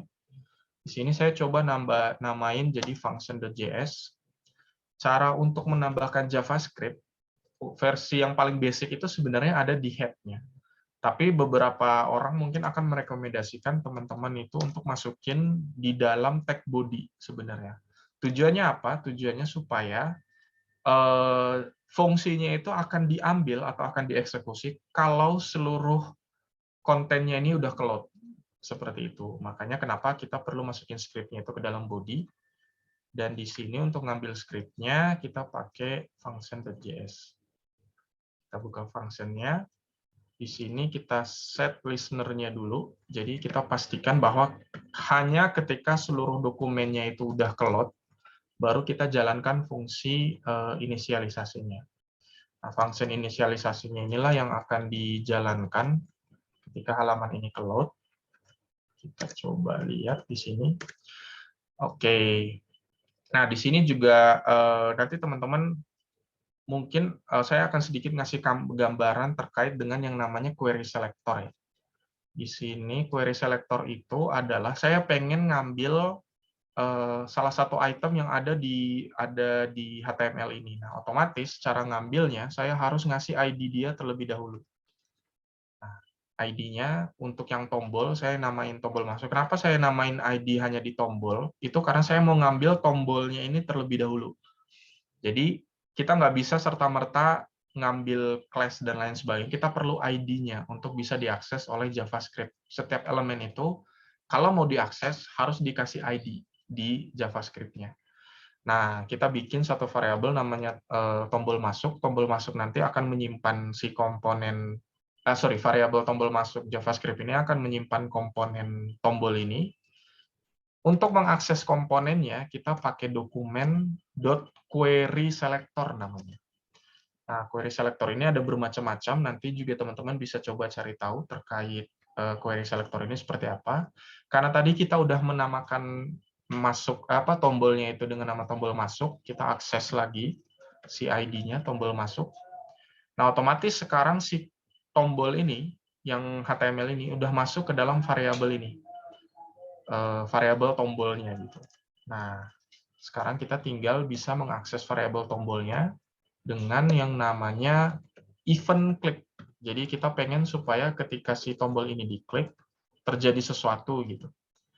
Nah, di sini kita pakai event click. Misalnya saya mau buat supaya halo semua, ketika diklik ketika tombol masuk ini diklik akan memunculkan alert gitu. Nah, caranya adalah saya pasang variabelnya dulu. Tadi pakai query selector saya ambil tombolnya, kemudian saya masukkan event click, kemudian function ketika itu keklik terjadinya seperti apa, teman-teman bisa masukkan di dalam functionnya ini seperti itu. Nah, ini ketika saya klik tombol masuk, otomatis nanti akan muncul alert-nya. Nah, bedanya sekarang alert-nya saya pengen ngambil value yang ada di email, misalnya seperti itu. Saya mau supaya email saya ini bisa ketika diklik akan muncul alert-nya. Caranya seperti yang saya bilang tadi, inputnya otomatis kita perlu untuk ngasih ID-nya dulu. Di sini kita kasih nama input email misalnya. Kemudian di JavaScript-nya kita ambil inputnya. Caranya sama dengan dokumen, tapi bedanya adalah kalau untuk ngambil value-nya di input, kita pakai getElementById namanya. getElementById. Sekali lagi, nanti teman-teman juga bisa cek perbedaan antara query selector dan getElementById. Itu perbedaannya ada di mana. Nanti teman-teman secara detail bisa cek bisa googling Web3 School itu. Nah, tapi intinya adalah kedua fungsi ini, query selector dan juga getElementById, ini sama-sama menempatkan elemen HTML-nya itu ke dalam variabel JavaScript untuk bisa diakses. Nah, sekarang otomatis input email ini sekarang udah tersimpan ke dalam variabel yang udah saya buat. Saya tinggal mengakses variabelnya dengan cara seperti ini. Halo, selamat datang. Misalnya ini ya, selamat datang. Saya tinggal mengakses variabel input email titik value namanya. Jadi value ini adalah value yang kita masukkan ke dalam file inputnya.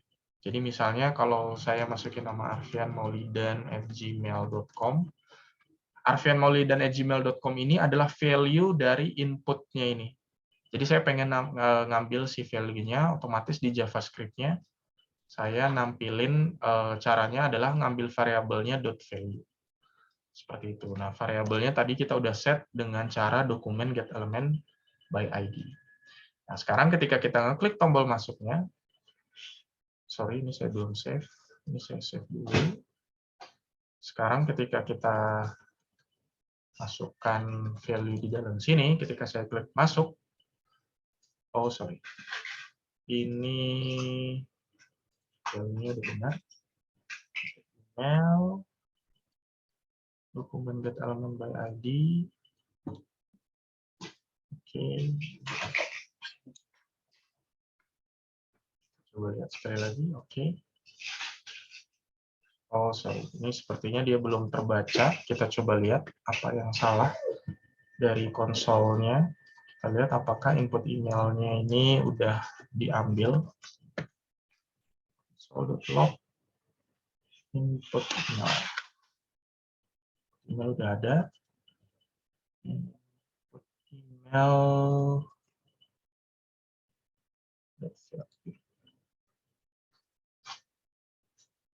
Oke, kita coba.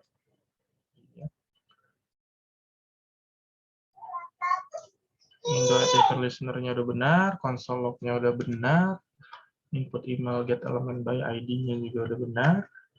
Sekarang kita coba tes. Masuk. Oh, masih undefined. String halo selamat datang. Email value. Input email. Value.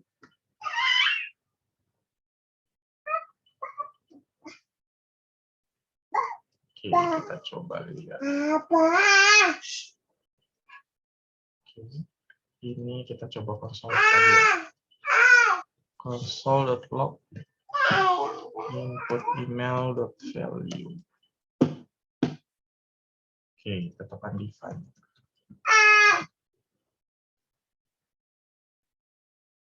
Oke, sepertinya kita coba pakai query selector juga. Query selector, input email pakai ID. Apakah kita bisa masuknya? Kemudian tetap undefined. Oke, sepertinya ada error dari sisi JavaScript-nya, di mana sebenarnya kita udah langsung bisa ngambil value dari si input emailnya. Cuman saya nggak tahu kenapa si query-nya nggak jalan. Dokumen.get element by ID. Input email, console log value, undefined. Index HTML-nya juga udah dimasukin. Oke, harusnya udah jalan sih. Cuman entah kenapa si datanya nggak keambil. Tapi intinya kurang lebih untuk mengakses JavaScript seperti itu ya. Jadi teman-teman perlu untuk ngebuatin ID, kemudian setiap elemennya dikasih ID dan diakses untuk mengambil ID-nya itu menggunakan query selector atau get element by ID. Nah, nanti ketika si komponen HTML-nya udah masuk di dalam variabelnya, teman-teman bisa langsung akses si value-nya itu. Jadi seperti itu, teman-teman. Kurang lebih kita coba lagi apakah sekarang udah masuk. Coba refresh aja. Kian Maulidan gmail.com. Oke, tetap undefined. Oke, mungkin dari sisi JavaScript-nya masih belum keload untuk yang si input-nya, tapi kurang lebih harusnya untuk mengaksesnya tetap sama ya, tetap pakai query selector maupun get element.id ini. Jadi nanti variabelnya masuk ke dalam, kemudian tinggal buat event-nya untuk yang kliknya ini, untuk yang tombolnya, sehingga ketika diklik, si value-nya itu bisa langsung masuk ke dalam. Harusnya ketika filenya udah keload dengan benar, ketika saya masukkan alamat akun emailnya di sini, ketika saya ngeklik tombol masuk, harusnya di sini tinggal halo selamat datang Arfian Maulidan, misalnya seperti itu. Oke, kurang lebih seperti itulah teman-teman ketika kita nge-slicing dari desain Figma-nya ke dalam HTML. Jadi ada 2 poin sebenarnya yang pengen saya tekankan. Pastikan teman-teman tahu atau ngobrolin dengan desainernya bahwa ini udah ada desain tokennya belum di situ, bisa dipastikan warnanya, kemudian settingan heading-nya seperti apa. Kemudian minta developer handoff ke desainernya supaya nanti memudahkan teman-teman untuk tahu, oh margin padding dari si komponen ini seperti apa, atau misalnya lebarnya berapa, kemudian jarak antar elemennya itu seperti apa. Nah di sini style yang saya pakai seperti ini, di mana saya cuma cukup naruh angka, nanti teman-teman developer yang akan menerjemahkan itu. Kemudian jangan lupa juga struktur dari si halaman yang teman-teman ingin coding itu juga penting, di mana Karena beberapa komponen itu butuh untuk diakses, seperti kayak font, itu teman-teman harus akses dengan file yang benar. Kemudian grafik seperti tadi, itu juga harus diakses di folder yang benar, supaya teman-teman punya tampilan visual yang sesuai dengan desainnya gitu. Seperti itu. Selanjutnya tinggal teman-teman masukin JavaScript-nya. JavaScript ini lebih ke fungsionalitas ya sebenarnya. Jadi kalau pekerjaan teman-teman biasanya full stack designer itu artinya ketika ngedesain sampai ngebikin coding untuk di tampilannya. Tapi kalau saya bilang front end developer, teman-teman sebenarnya hanya berfokus ke functionality-nya aja. Jadi biasanya seorang seorang front end developer itu hanya ngatur HTML, CSS, dan juga JavaScript untuk fungsionalitasnya. Bahkan mungkin lebih heavy di JavaScript-nya gitu. Sedangkan kalau full stack designer biasanya hanya stop sampai di bikin HTML dan CSS-nya. Jadi dia udah ngedesain juga, kemudian dia ngebikin juga HTML dan juga CSS-nya. Itu yang biasanya full stack designer kita bilangnya. Kalau front end developer itu dia bikin dari HTML, CSS, di styling sampai fungsionalitas JavaScript. Seperti itu. Oke, mungkin kalau dari saya kurang lebih seperti itu ya, teman-teman, cara ngoding front end dari desain yang udah dibuat. Sekali lagi, teman-teman bisa ngetes file finalnya itu nanti ada di GitHub. Teman-teman bisa langsung cek aja GitHub-nya, kurang lebih sama. Di sini juga saya udah masukin referensi materi dan juga file Figma yang teman-teman bisa akses kalau seandainya nanti teman-teman pengen ngeliatin lagi atau ngebandingin lagi hasil codingnya dengan desain yang ada di Figma. Seperti itu. Mangga, mungkin dari saya balikan kembali ke Kang Rian. Mangga, silakan Kang Rian. Punten ini jadi 1,5 jam dari target 1 jam sebelumnya. Oh, Pak Ian, ini menarik banget, luar biasa. Terima kasih banyak, Arfian. Teman-teman, kalau misalkan teman-teman melihat dari awal sampai akhir, beberapa waktu yang lalu sempat pernah saya jelasin ya. Jadi seorang front end developer itu nggak bisa coding bagus tanpa desain yang bagus. Ada peran desainer yang membuat desain yang bagus gitu ya. Dan kalau misalkan teman-teman kemarin kita belajar HTML, CSS yang basic gitu ya, masih kayak mainin color, layouting biasa, hitam putih, nyoba explore warna, font, dan lain sebagainya. Nah, jika teman-teman bertanya, kok website yang saya akses bisa bagus, bisa menarik? Nah, jawabannya hari ini gitu ya. Ada desainer yang mendesain, lalu kemudian ada front-end developer yang mengkonversi desain menjadi HTML, CSS, dan JavaScript gitu ya. Dan teman-teman hari ini belajar yang lebih advance dari Kang Fian ya. Kemarin kita belajar HTML, CSS, JavaScript, layouting. Teman-teman belajar soal CSS variabel gitu ya. Lalu font face gitu ya, dan lain sebagainya. Ini menarik banget. Hatur nuhun Kang Fian. Dari teman-teman ada pertanyaan nggak yang mau ditanyain ke Kang Fian? Mangga, ada 3 orang yang raise hand. Oke, mangga, silakan. Banyak banget yang tertarik. Tapi saya ngelihat Abu Bakar yang pertama ya. Silakan, Bu. Ya, sebelumnya terima kasih. Izin bertanya tadi terkait yang penjelasan pas di bagian JavaScript, kan ada yang get element by ID sama yang query selector. Itu ketika kita menyebutkan ID-nya, apa sama-sama harus menggunakan hashtag juga, atau yang bagian get element ID mangga usah, soalnya tadi beda kalau dilihat. Ya, oke. Saya coba jawab secara singkat ya. Jadi kalau ini mungkin saya coba izin share screen juga. Saya coba kasih link-nya nanti.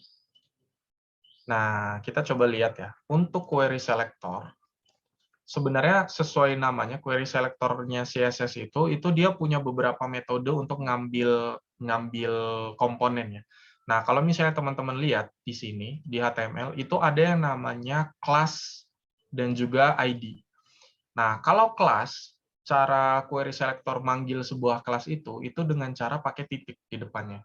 Jadi ketika saya mau mengakses kelas button misalnya, yang di sini, saya ngambil kelasnya, itu otomatis saya pakai titik button. Seperti itu. Sedangkan kalau saya mau ngambil ID-nya, di query selector, saya perlu ngasih pagar untuk penanda bahwa yang saya panggil itu adalah ID-nya gitu. Di mana di sini untuk ID dari tombolnya adalah tombol masuk. Nah, query selector ini sebenarnya lebih advance daripada dokumen get element by ID ya. Karena apa? Di sini ketika saya manggil query selector, misalnya saya pengen manggil semua elemen input yang ada. Nah, di sini saya tinggal masukin input. Nah, ketika masukin kode input, tanpa ada embel-embel titik atau pagar itu tadi, semua elemen input yang ada di halaman HTML itu akan dipanggil semua. Sehingga nanti ketika saya ngaksesnya itu udah bukan lagi input seperti ini, tapi by misalnya input 0. Kalau input 0 otomatis akan diarahkan ke input yang pertama ini. Kemudian kalau saya kasih input 1 otomatis akan diarahin ke input yang kedua yang di passwordnya gitu. Sehingga query selector itu lebih advance daripada yang get element by ID. Karena kalau get element by ID itu yang kita ambil hanya ID-nya aja. Jadi kita set supaya yang kita ambil elemennya itu hanya ID-nya. Sedangkan kalau kita mau ngambil elemen yang nggak punya ID, itu tuh nggak bisa. Itulah kenapa untuk di get element by ID nggak perlu ada pagar lagi. Karena secara fungsional dia udah menjalankan fungsi ambil ID-nya itu udah ada. Udah sesuai namanya, ada get element by ID. Sedangkan kalau teman-teman mau ngambil by class, di sini adalah get elements by class name dan lain sebagainya, tanpa harus ada titik di depannya atau pagar lagi. Seperti itu. Nah, kenapa saya pakai dua? Kenapa ada query selector dan juga ada get element by ID? Karena kalau query selector ini balikannya itu langsung si not list namanya. Nah, ini mungkin pembahasannya agak lebih advance ya. Itu namanya not list. Not list-nya itu harus diterjemahkan lagi. Nah, kalau dulu versinya get element by ID, ketika saya ambil get element by ID, si elemennya itu udah langsung berupa elemen HTML yang bisa saya ambil event-nya, bisa ambil value-nya, dan lain sebagainya. Nah, kalau query selector ini karena lebih advance, otomatis saya perlu untuk ngetranslasi lagi. Nah, ini karena contoh sederhananya query selector yang cuma pakai satu elemen, masuk di sininya jadi lebih gampang gitu. Tapi sebenarnya ada satu lagi yang namanya query selector all, di mana kalau misalnya ada elemen dengan nama ID yang sama, atau misalnya nama kelas yang sama, itu mereka akan masuk dalam bentuk array jadinya. Kayak yang saya bilang tadi, inputnya itu bisa ada input 0, input 1, input 2, input 3. Nah, cara aksesnya pun berbeda. Kalau get element by ID, itu balikannya cuma satu elemen. Nggak mungkin ada dua elemen di dalam get element.id ini. Sedangkan kalau query selector atau query selector all, memungkinkan lebih dari satu elemen untuk jadi balikan ke variabelnya gitu.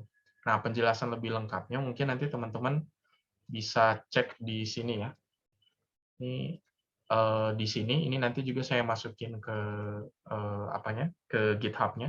Nah, di sini nanti teman-teman bisa lihat ada contoh penggunaan query selector all, kemudian perbedaan penggunaannya antara query selector dan query selector all, sama dokumen get element by ID-nya. Ini juga perbedaannya nanti bisa dilihat. Jadi kayak gitu. Intinya, kalau saya bilang query selector itu akan ada kemungkinan ngebalikin elemennya itu lebih dari satu. Sedangkan kalau get element, baik itu get element by ID maupun get element by class, itu pasti dia hanya ngebalikin satu elemen aja, nggak mungkin lebih dari satu. Tapi kalau ditanya lebih advance mana, lebih advance dan memang lebih disarankan, itu adalah query selector. Karena itu yang HTML5 rekomendasikan gitu. Kalau dulu zaman-zaman tahun 2000-an, kemudian JavaScript masih awal-awal, itu kita selalu pakai get element by ID. Kalau zaman sekarang kita lebih umum pakai yang query selector, baik itu query selector atau query selector. Seperti itu. Oke? Apakah sudah menjawab? Gimana? Sudah, terima kasih. Sudah terjawab. Siap. Boleh lanjut ke Firda ya. Fir, mangga. Baik, Pak. Halo Pak, selamat pagi. Saya mau tanya atau berdiskusi seputar bidang user interface-nya, Pak. Oke. Jadi misalnya kita seorang yang mau terjun ke karir UI dan mau membuat portofolio untuk UI, apakah perlu kita juga membuat flow dari UX-nya juga gitu, bersamaan dengan user testing-nya secara keseluruhan gitu, Pak, untuk suatu produk UI-nya? Oke, nah ini biasanya pertanyaan yang diajukan oleh seorang UI designer ketika bikin portofolio di Dribbble dan lain sebagainya. Nah, sebenarnya saya akan ngasih contoh seperti ini. Ketika teman-teman ingin men-show sesuatu, akan lebih mudah ketika seseorang itu memahami apa yang teman-teman tampilkan. Nah, bedanya adalah zaman sekarang, karena kita tidak saling bertatap muka, sehingga ketika teman-teman hanya menampilkan desain akhirnya aja, misalnya kayak saya nampilin di Dribbble, cuman tampilan ininya aja gitu ya. Nah, itu pasti orang akan bertanya kan, maksudnya teman-teman itu ngedesain ini tuh apa? Nah, itulah kenapa biasanya zaman sekarang itu disarankan teman-teman tuh harus ngasih minimal flow-nya, alasan kenapa teman-teman ngedesain tampilan ini dan lain sebagainya. Karena kan pasti teman-teman nggak akan ngejelasin secara langsung ke orang tersebut kan. Nah, itulah kenapa desainer-desainer sekarang ketika ngedesain itu juga dia nampilin flow-nya, itu flow kerjanya seperti apa, berapa lama dia ngedesainnya, kemudian ada wireframe-nya, prosesnya dari wireframe, kemudian lo-fi, kemudian jadi hi-fi desainnya, alasan kenapa teman-teman milih warna biru, kemudian masukin desain tokennya juga misalnya, itu selengkap itu gitu. Itu di zaman sekarang. Itu kalau teman-teman pengen nampilinnya itu ke kayak Dribbble dan lain sebagainya. Tapi ini saya mungkin karena memang pandangan saya pribadi. Tapi kalau teman-teman melamar kerja, umumnya portofolio yang teman-teman kasih itu biasanya hanya cukup desainnya aja. Kenapa? Karena biasanya orang yang akan nge-interview atau orang yang akan nge-review portofolio teman-teman itu nggak punya waktu untuk membaca keseluruhan alur itu. Ada alurnya untuk satu project aja itu nggak masalah. Tapi kalau misalnya teman-teman nampilin 5 portofolio, kemudian 5-5-nya ditampilin semua alurnya gitu ya, alur prosesnya kerjanya berapa lama, desain tokennya lah berapa lama, kayaknya beberapa interviewer mungkin nggak akan punya waktu untuk itu. Jadi saran saya, kalau teman-teman naruh di Dribbble atau naruh di Behance, oke lah teman-teman ngejelasin secara detail gitu, user personanya apa, flow-nya seperti apa, dan lain sebagainya. Tapi kalau untuk melamar kerja, cukup satu project yang teman-teman kasih seperti itu untuk menunjukkan bahwa setiap project yang saya lakukan itu ada flow-nya. Tapi untuk project yang lain, cukup tampilin desainnya aja. Karena pasti, sekali lagi, akan beda ya. Orang yang mengunjungi Dribbble dan Behance itu, mereka punya cukup waktu untuk membaca. Sedangkan kalau interviewer, biasanya mereka hanya mereka tidak punya cukup waktu yang sama gitu untuk ngeliatin itu. Makanya kenapa biasanya untuk teman-teman yang ngasih portofolio, saya sarankan sebaiknya kalau ngasih portofolio ke pekerjaan, boleh teman-teman ngasih link berupa Behance atau misalnya Dribbble, tapi jangan yang linknya itu langsung ngejembrengin flow-nya, karena orang pasti nggak akan punya waktu untuk membaca itu. Cukup screenshot dari setiap pekerjaannya, cukup satu aja lah, misalnya yang ngejelasin secara detail gitu, itu udah cukup menurut saya. Seperti itu. Oke. By the way, teman-teman tahu Dribbble, Behance? Oh ya, teman-teman tahukah Dribbble atau Behance? Nah, sambil saya tunjukkan juga ya. Jadi kalau Dribbble dan Behance itu sebenarnya adalah apa namanya? Kayak salah satu tempat untuk kita show off lah. Jadi ada yang namanya Dribbble, B-nya ada 3, DRIBB LE. Nah, di sini kalau teman-teman, biasanya saya menggunakan Dribbble itu untuk inspirasi saya, tapi teman-teman juga bisa menggunakan Dribbble ini sebagai tempat portofolionya teman-teman. Jadi kalau misalnya teman-teman belum punya website portofolio, tapi pengen menampilkan hasil desainnya, nah ini teman-teman bisa kunjungin website Dribbble, tinggal bikin akunnya. Nah, nanti di sini teman-teman bisa upload semua hasil karyanya teman-teman gitu. Nah, jadi kalau teman-teman perhatikan yang namanya Dribbble ini, dia cuma nampilin cukup hanya hasil desainnya. Jadi ketika seorang interviewer atau misalnya orang yang akan orang yang akan menerima lamarannya teman-teman ngeliatin Dribbble, dia udah langsung bisa ngekurasi, oh desainnya seperti ini gitu. Nah, beda cerita kalau misalnya teman-teman akan nge-show di Behance misalnya. Saya pengen supaya orang-orang tahu flow kerja saya dan lain sebagainya. Nah, itu biasanya di Behance, behance.com namanya. Behance ini kurang lebih sama seperti Dribbble, cuman Behance ini ada under-nya Adobe. Nah, ini misalnya saya mau bikin aplikasi terkait dengan dokter gitu. Nah, di sini itu biasanya orang-orang yang di Behance pasti ngejelasin flow-nya seperti apa. Nah, ini case study-nya. Dia ada project overview-nya apa nih? Idenya seperti apa, desain strateginya seperti apa, kemudian flow pengerjaannya, wireframe-nya, dan lain sebagainya itu dijelaskan secara lengkap. Nah, bayangkan kalau teman-teman lagi ngelamar kerja, terus pengen nampilin 10 project dan 10-10-nya itu ada kayak gini, nah otomatis si lamarannya teman-teman itu biasanya nggak akan semua orang itu akan ngebaca yang kayak gini. Biasanya mereka hanya akan langsung ngeliatin desainnya aja. Kalau teman-teman ngelamar UI designer ya, karena pasti si orang yang ngebaca portofolio itu nggak punya cukup waktu untuk itu. Tapi kalau teman-teman naruhnya di Behance untuk nge-show ke orang-orang yang lagi scrolling atau misalnya lagi googling, pengen tahu sebenarnya cara bikin dokter app itu flow-nya seperti apa. Nah, itu boleh dimasukkan ke Behance seperti ini. Jadi itu ada lengkapnya. Kalau yang Dribbble biasanya memang hanya cuman tampilan desainnya aja sih yang di-show-kan. Bukan flow secara lengkapnya seperti yang ada di Behance. Seperti itu. Siap, cukup ya, Fir ya? Ya, cukup Pak. Ya, baik, terima kasih Pak. Sama-sama. Ini masih ada 2 penanya nih, Yan. Mangga, Zir. Boleh. Zirli, silahkan. Baik, terima kasih Pak. Izin bertanya, apakah Bapak memiliki rekomendasi website atau sumber lain berarti selain Dribbble dan Behance tadi untuk dijadikan referensi pada pemilihan warna dan font dalam merancang desain token?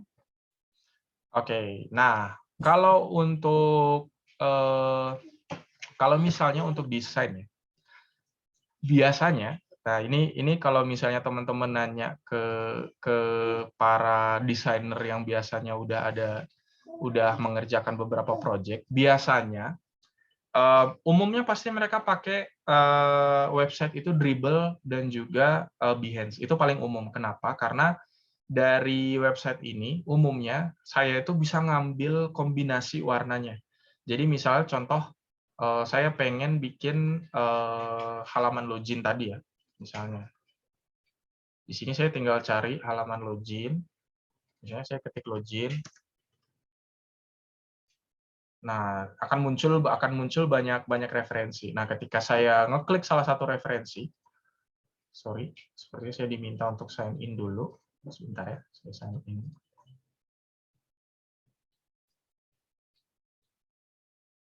Oh, sorry, saya salah bukanya. Harusnya di sini. Kita coba ini.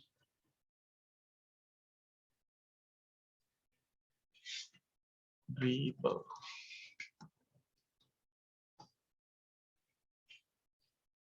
Oke. Nah, misalnya kayak saya mau nyari website contoh tampilan login misalnya kayak tadi. Nah, itu biasanya untuk mempersingkat waktu, saya udah langsung copy filenya ini, copy image-nya kayak gini. Oh, ini yang animasi. Kita coba cari yang bukan animasi. Misalnya kayak gini. Saya tertarik dengan warnanya. Nah, biasanya image-nya ini saya copy, saya masukkan ke dalam Figma. Kemudian warnanya itu saya ambil. Jadi kalau di Figma kita ada yang punya tools namanya eyedropper tool. Jadi kursornya teman-teman nanti akan berubah kayak pinset gitu. Bukan pinset, kayak pipet gitu. Nah, ketika teman-teman ngeklik di area warnanya, misalnya di area image yang teman-teman udah copy tadi, ketika diklik, otomatis di sini heksanya akan ada. Nah, heksanya ini ya nanti teman-teman bisa pakai atau misalnya teman-teman bisa jadikan sebagai desain tokennya seperti itu. Nah, biasanya kita tidak meramu ulang dari awal sih, karena gini, ketika teman-teman udah masuk ke production, kan ada timeline pengerjaannya. Nah, biasanya kalau misalnya teman-teman udah terjun ke dunia kerja, idealismenya itu biasanya diturunin. Jadi kita biasanya memang ngambil beberapa desain yang udah eksis, warnanya misalnya kita rasa cocok, nah itu yang kita ambil. Beda cerita kalau teman-teman pengen ngebikin portofolio. Nah, kalau teman-teman bikin portofolio, tentunya teman-teman perlu ngeramu warnanya benar-benar dari awal dan lain sebagainya. Tapi ketika udah masuk ke dunia kerja, biasanya warna yang kita ambil itu biasanya yang memang udah eksis ada di pasaran gitu. Nah, warna-warna ini juga sebenarnya bisa kita olah lagi. Itu ada beberapa tools sebenarnya. Kalau saya biasanya setelah dapat satu warna, saya punya yang namanya saya suka ngunjungin yang namanya colors.space. Sorry, color space namanya. Nah, mycolor.space ini tujuannya adalah saya udah dapat satu warna. Misalnya warna 3454CF ini. Itu saya copy, saya masukkan ke website-nya. Di sini kode warnanya, kemudian saya generate, otomatis nanti dia akan ngasih pilihan warna yang lain yang secara visual itu nyaman di mata gitu. Jadi saya punya warna di awal tadi yang ini 3454. Artinya di dalam desain saya boleh menggunakan rekomendasi warna-warna yang dia kasih. Misalnya kayak gini ya, matching gradient gitu. Artinya saya bisa pakai warna hijau nih di dalam desain saya. Kemudian misalnya kalau saya mau pakai warna merah yang saya harus pakai adalah warna ini. Kumpulan dari warna-warna ini saya masukkan ke desain token kita tadi. Itulah kenapa saya bisa dapat kombinasi warna ini. Seperti itu. Jadi berangkat dari satu warna aja, kemudian masukkan ke, saya punya, kalau yang saya rekomendasikan sebenarnya mycolor.space. Tapi mungkin ada teman-teman nanti mungkin googling nemu tools generate warna yang lain, itu juga boleh. Intinya adalah tentukan dulu warna dasar yang teman-teman pingin bikin. Kayak kalau misalnya di Jabar Digital Service, teman-teman lihat warna dasarnya itu pasti hijau semua kan. Nah, warna hijau itu masukin ke mycolor.space ini, otomatis dia akan ngerender warna-warna yang lain yang kita bisa pakai untuk kebutuhan desain tokennya kita. Ini akan ada banyak banget warna yang teman-teman bisa pakai, dan warna yang dia pilih itu pasti kombinasi warna yang paling cocok untuk desainnya kita gitu. Jadi kita nggak perlu mikir lagi, kira-kira warna biru pasangannya warna apa ya, dan lain sebagainya. Dia udah langsung milihin buat kita. Jadi seperti itu. Di beberapa kali, kalau teman-teman lihat di bagian production untuk nge-generate warna, umumnya saya pakai mycolor.space dengan hanya satu image yang ada di Dribbble gitu. Nah, ini kombinasinya warnanya ada sangat banyak banget yang ada di Dribbble. Tinggal pilih satu image, ambil warnanya, kemudian masukin ke color.space itu tadi. Seperti itu. Oh, kalau terkait dengan website yang lain sebenarnya ada ya. Umumnya teman-teman bisa pakai Pinterest juga untuk jadi referensi. Kemudian ada satu lagi yang namanya Uplabs. Uplabs juga ini jadi salah satu website referensi saya juga ketika ngedesain baik itu tampilan website maupun tampilan mobile. Nah, uniknya yang di Uplabs ini itu juga ada challenge namanya. Jadi teman-teman yang merasa tertantang dan pengen ikut challenge-nya dia, misalnya minggu ini dia minta untuk ngedesain tampilan Formula One misalnya kayak gitu. Nah, itu nanti teman-teman bisa ikuti challenge-nya, atau misalnya ngeliatin hasil dari desainnya orang-orang yang lain. Misalnya kayak gini nih, ini pemenang redesign challenge-nya, dan ini desain-desain orang yang lain, itu juga bagus. Jadi Uplabs, Pinterest, Dribbble, dan Behance sebenarnya. Kayak gitu. Nah, terus satu trik lagi dari saya, kalau misalnya teman-teman pengen nyari referensi, better teman-teman itu punya maksimal 5 referensi aja. Karena biasanya 5 referensi itu udah cukup ketika teman-teman mau membuat salah satu halaman gitu. Lebih dari itu biasanya teman-teman bakalan overwhelmed. Oh, ini pakai warna ini bagus, tapi nanti ngeliatin desain yang lain, oh ini pakai warna ini bagus. Jadinya nggak beres-beres gitu. Dari awal langsung tentukan 5 desain yang teman-teman mau ambil. Dari situ warnanya coba ambil, stylingnya coba ambil. Otomatis kalau teman-teman sering, jadi kalau saya sarankan untuk teman-teman yang pengen terjun ke desainer atau ke front end, mulailah dulu dengan meniru desain orang.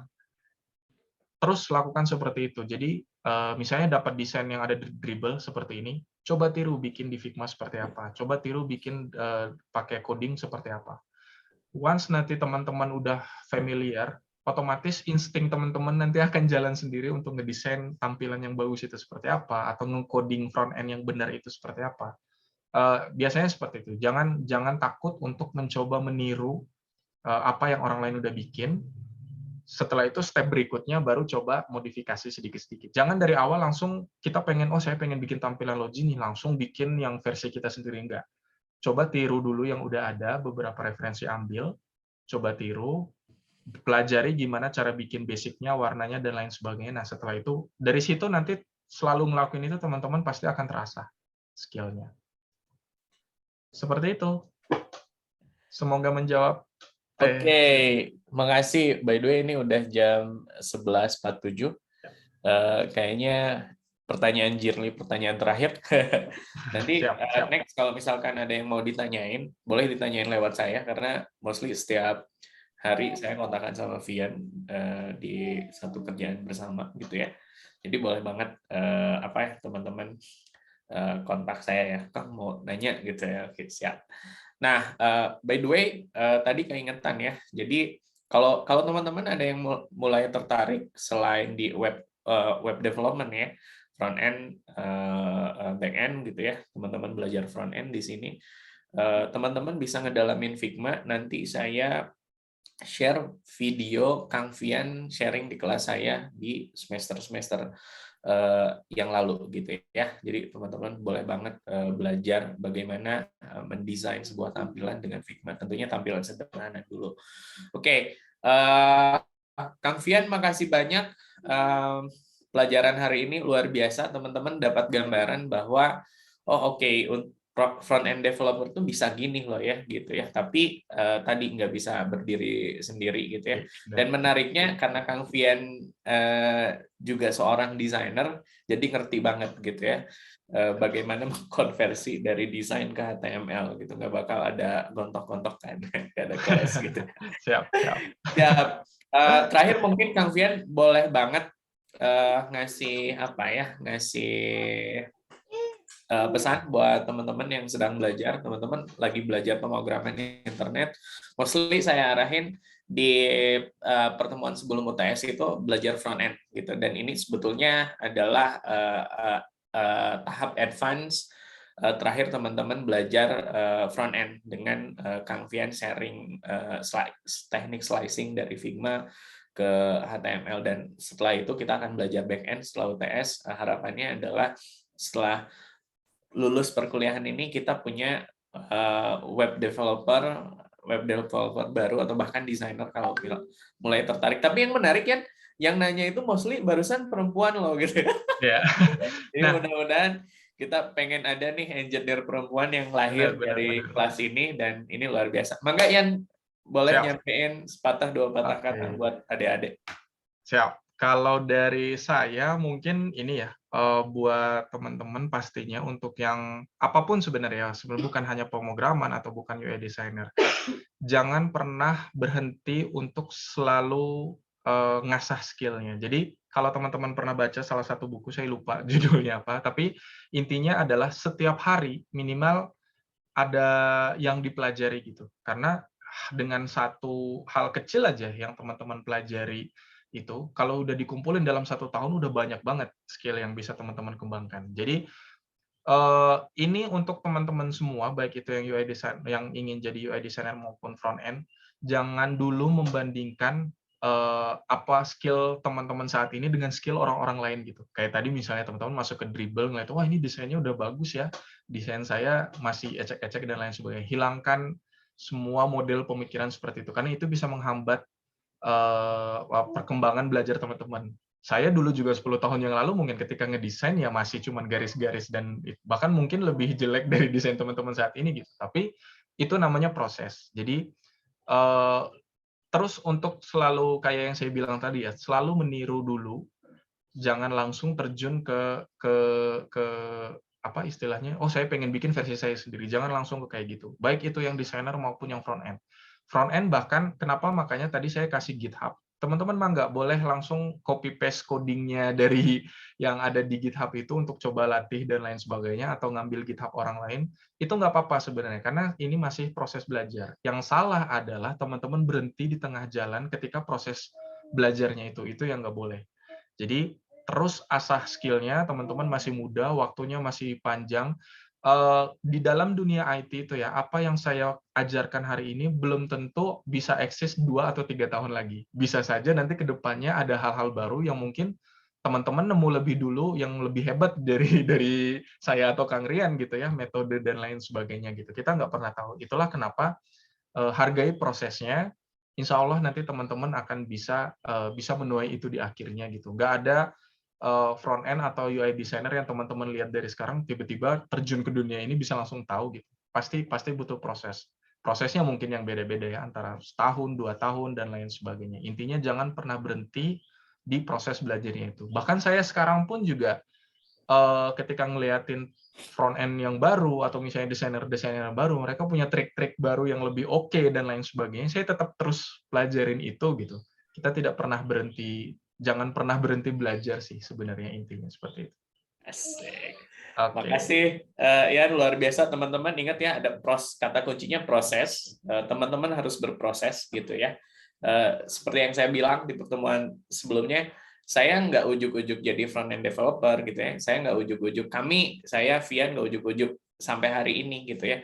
Kami melalui proses dan eksplorasi itu penting teman-teman, karena di kelas mungkin teman-teman hanya dapetin 1 sen dari Vian, padahal di luar sana teknik slicing, front end development itu jauh lebih luas. Jadi kuncinya adalah di bidang yang teknikal itu adalah teman-teman eksplorasi. Balik lagi di kelas teman-teman dapetin materi basic untuk ngembangin bakat, skill teman-teman harus ngerjain di luar, harus explore di luar.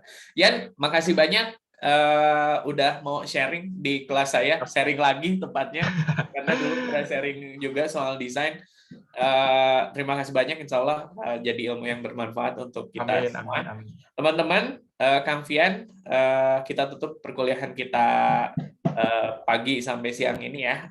Selamat belajar, tetap semangat, ingat prosesnya tadi. Insya Allah teman-teman bisa dapetin jalan menuju sukses. Terima kasih. Assalamualaikum warahmatullahi wabarakatuh. Waalaikumsalam warahmatullahi wabarakatuh. Waalaikumsalam warahmatullahi wabarakatuh. Terima kasih, Pak. Terima kasih semua. Izin live ya. Nuhun.